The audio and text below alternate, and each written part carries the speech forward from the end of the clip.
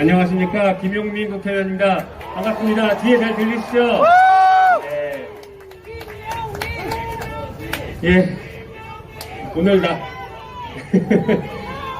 날도 구준데 이렇게 또 많이 모여주시고 외쳐주시는 게 정말 민주당이 제대로 정신 차리고 제 길 찾아가기를, 그리고 이제 잠에서 깨어나서 일어나서 성큼성큼 걸어가기를 바라시는 그런 마음이라는 거 잘 알고 있습니다. 제가 오늘 말씀드리고 싶은 것은 이겁니다. 민주당이 지금 문재인 정부 내에서 무엇을 해야 되는지를 좀 정리해서 말씀드리고 싶었어요. 그동안 뭐 특검을 해야 된다라거나, 그리고 검찰개혁, 언론개혁, 뭐 여러 가지 얘기들이 나오는데, 그리고 정치개혁까지 이 수많은 과제 중에서 어떤 것을 해야 되는지, 그리고 어떤 것을 더 먼저 해야 되는지, 이런 것들을 좀 정리해서 말씀드리고 싶어서 나왔습니다. 먼저 특검부터 말씀드릴게요. 특검 당연히 해야죠. 맞습니까? 네.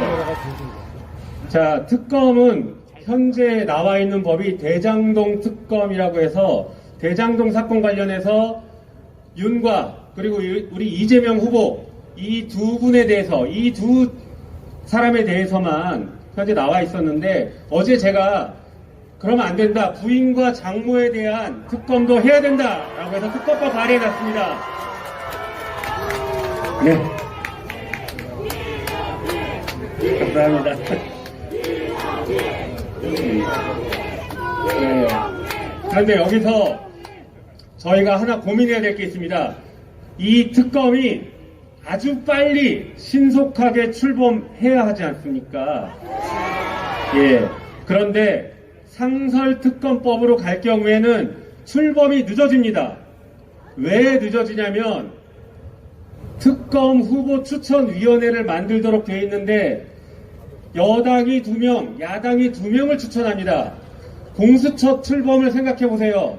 야당이 이 2명을 추천하지 않아가지고 얼마나 오랫동안 공수처가 출범하지 못했습니까? 이 상설특검법도 같은 규정으로 되어 있기 때문에 똑같이 야당이 시간 끌기 하면 문재인 정부 내에서 특검이 출범할 수 없을 수도 있습니다. 그래서 제가 어제 낸 것은 개별 특검법이고, 이 특검법은 매우 신속하게 특검을 출범시킬 수 있도록 설계해놨습니다.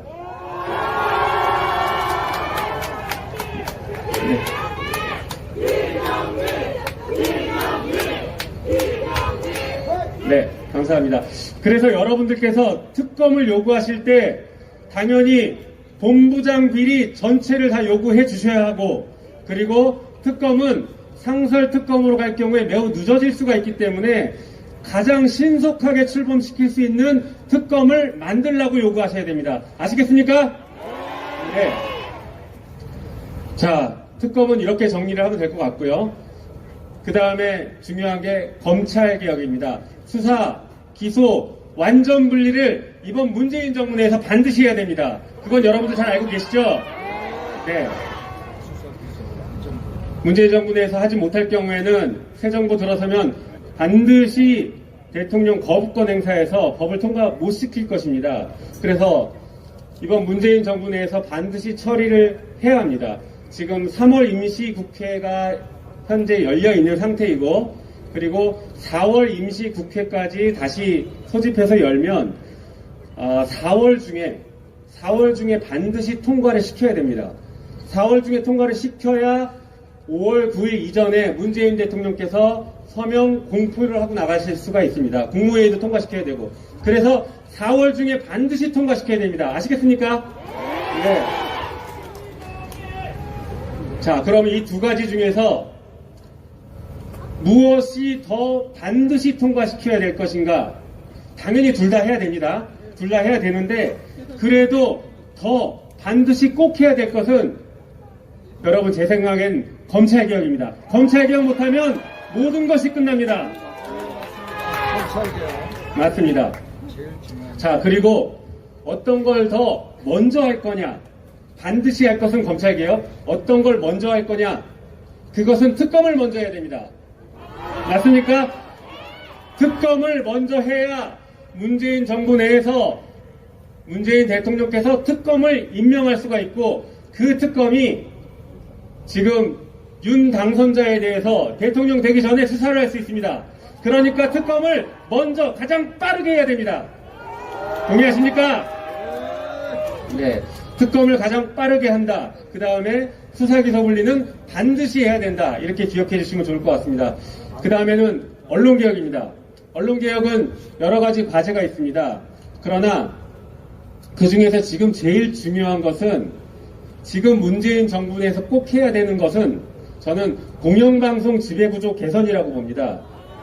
네, 이게 무슨 얘기냐면 KBS 사장, MBC 사장을 정부가 마음대로 임명하지 못하도록 하는 것입니다. MB정부 들어섰을 때 바로 기존 사장들 쫓아내고 MB가 자기 마음에 드는 사람들 임명해서 어떻게 언론을 장악했습니까? 그 역사를 다시 반복할 수 없기 때문에 공영방송 지배구조 개선은 문재인 정부 내에서 반드시 통과시켜야 되는 가장 중요한 언론개혁법입니다. 동의하십니까? 네. 그러면 징벌적 손해배상 어떻게 할 것이냐 또 궁금하실 수 있는데요. 이 징벌적 손해배상도 당연히 문재인 정부 내에서 같이 할 수 있으면 같이 해야 됩니다. 다만 이 징벌적 손해배상 부분은 여전히 국회의장이 상정을 거부할 가능성이 매우 높기 때문에 이것은 조금 더 지켜보고 경우에 따라서 징벌적 손해배상은 윤 당선자가 거부권을 행사하지 않을 가능성이 현재 가장 높은 법 중에 하나입니다. 그래서 우리가 전략적인 선택을 하자라고 하면 거부권을 행사할 가능성이 매우 높은 공영방송 지배구조 개선은 반드시 지금 처리해야 되고 징벌적 손해배상은 가능한 같이 하되 정 안 되면 공영방송 지배구조 개선에 집중을 해야 될 수 있다라고 이해를 해주시면 감사하겠습니다. 그렇게 하시겠습니까? 네, 감사합니다. 마지막으로 정치개혁인데요. 정치개혁은 여러 가지 과제들이 나와 있습니다. 우리 지방선거에서 다당제 그리고 나중에 국회의원 선거에서도 다당제를 만들자 뭐 이런 것들이 있는데 지금 당장 여러분들께서 가장 고민하고 실천을 해야 되는 것 그리고 당이 요구해야 되는 것은 당 지도부 선출 방식을 바꾸는 겁니다. 지금은 개파 정치로 흘러갈 수 있는데 그게 아니라 당의 주인인 당원들이 직접 지도부를 선출할 수 있게 바꿔달라고 요구해 주십시오.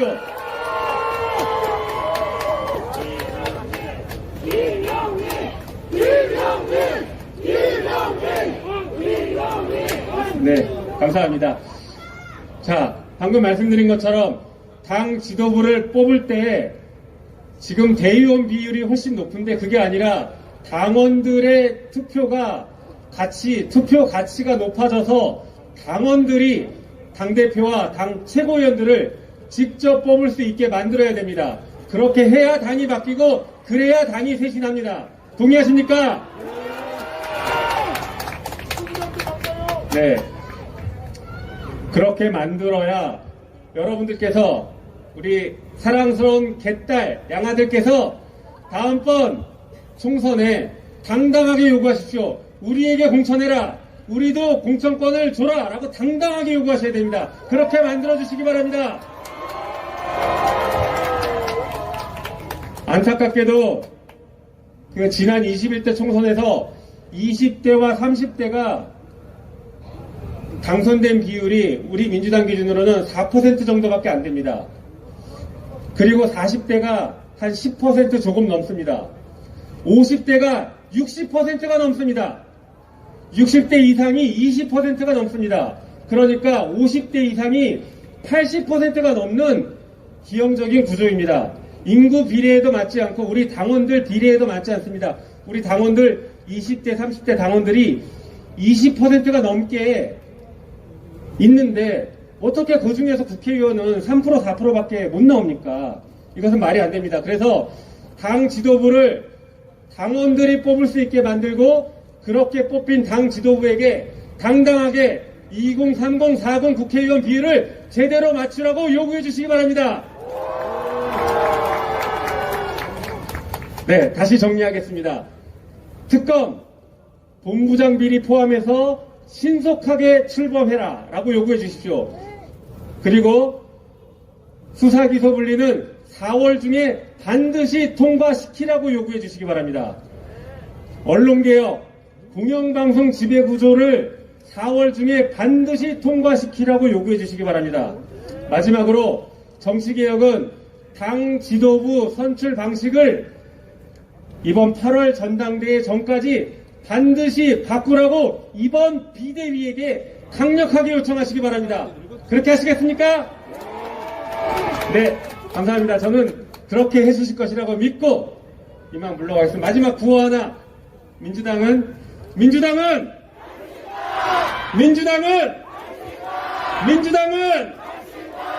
감사합니다.